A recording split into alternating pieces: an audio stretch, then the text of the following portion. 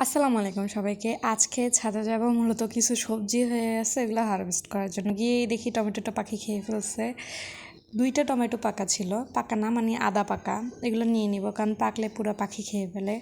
আর আমার সবগুলো টমেটোতে এরকম অর্ধেক অর্ধেক খেয়ে আছে পাখি, এই জন্যই আমি মূলত তাড়াতাড়ি হারভেস্ট করে ফেলছি। এই টমেটোটাও অনেক ছোট, এটার মধ্যেও সেম পাখি মেবি অ্যাটাক করছিল, জানি না। সবগুলো টমেটো তো এরকম। আর কেউ জানলে জানাবেন এমন হওয়ার কারণ কি। কিছু শাকও হয়ে আছে, কিন্তু আমি আজকে শাক নেব না, ওইটা নিব অন্যদিন। এখানে আমি পালং শাক গাছ লাগিয়েছি, আর বীজের জন্য দুইটা পাট শাক গাছ রেখেছি। এখানের পাশেই আবার পেঁয়াজের কলি আছে, তো আমি পালং শাকটা আজকে কেটে নিব।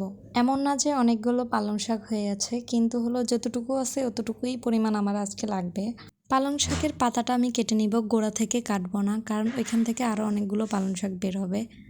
আবারও 2-3 বারের মতো আমি হারভেস্ট করতে পারবো এই পালং শাক গাছ থেকে। হারভেস্ট করার পর এখান থেকে বীজও বের হবে, যেটা আমার কাজে লাগবে পরবর্তীতে বীজ সংগ্রহ করার সময়। পেঁয়াজের কলিগুলো কেটে নিব, আর পেঁয়াজের কলিগুলো কিন্তু একদম নিচ থেকে কাটবো না, 1 আঙ্গুল উপর থেকে কাটা শুরু করব। মানে নিচে 1 আঙ্গুলের মতো আমি পেঁয়াজের কলি রাখবো, এর উপর থেকে আমি কেটে নিব। আমার সবগুলো পেঁয়াজের কলি নেওয়া শেষ। এখন আমি যাব মরিচ হারভেস্ট করার জন্য। আর এটা আমার সবচেয়ে ভালো লাগে, কারণ আমার বাগানে এই মরিচ গাছটাই প্রথম মরিচ গাছ। আর এটা থেকে এখনও আমি অনেক ভালো ফলন পাচ্ছি। মরিচগুলো কিন্তু আরও লম্বা হবে। ভাতের সাথে খাওয়ার জন্য 5 থেকে 6টা মরিচ নিয়ে যাব। আর মরিচগুলো কিন্তু অনেক বেশি ঝাল। আমি মরিচের আরও কয়েকটা চারা করেছি, ওইগুলো হলো নেক্সট ভিডিওতে আমি দেখাবো। আজকের মতো ভিডিও এখানেই শেষ করতেছি। আল্লাহ হাফেজ সবাইকে।